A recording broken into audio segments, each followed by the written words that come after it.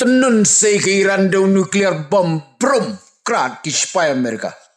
Ko blay si pun epic subscribers baru ki benjusut raman baik video sa kanai channel Storyteller London. Kajing swat jong ki spy Amerika ya ki Iran kam dei shu tang de kiski Henry la dei de ki teo. Kajing temu jong ka Amerika ya ki Iran om dei dakat ma ka bada ki bom. Henry katma kumno ban yo song ban rasying yo kamane kumbale yo president jangka Venezuela. O kamane Maria Soto ya kanika plan bari jangka Amerika. Krok syakatonal ke bajeliu tam kabadan hapo akan nong bak teran. Bad kani kajing pedri jong supreme leader jangka Iran. Kala penlong ya karui Amerika ban ang hakalengok kalengan.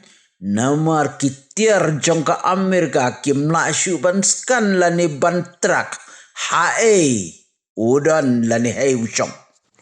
Kairan kaong lada ka Amerika kan bom yang itate lake katmalong dong.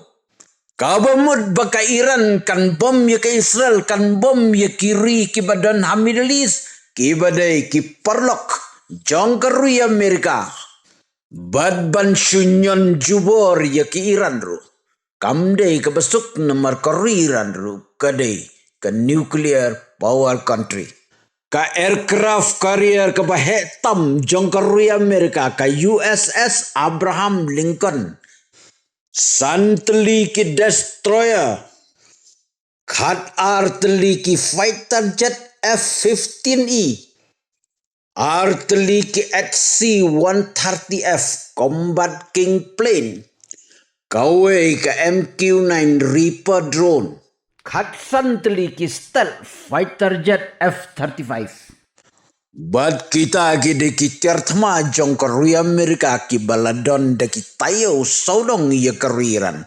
Henry mensisngi ke Iran kala isat kala itaj Bad kala ingia ya ka jingwantur siwantur.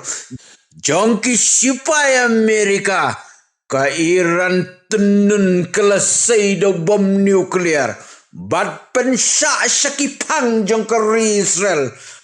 Brum krat ki supaya Amerika selak pur kawang ka jetma F-35 jong ka Amerika. Ya ka Shahid drone 139 jong ka Iran. Kabalawan Her Persha syaka USS Abraham Lincoln aircraft carrier jongker Amerika. Dah kebatangnya Donald Trump mula penbor ya kiran ban pediang ban yakran halor ke nuclear deal. Badla la field te omlong holok.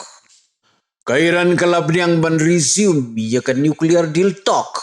Bad ya ke Jakarta penbej ha Istanbul hakan riutrik. Parlok lada bilang kuasyu ban yosno sa comments next.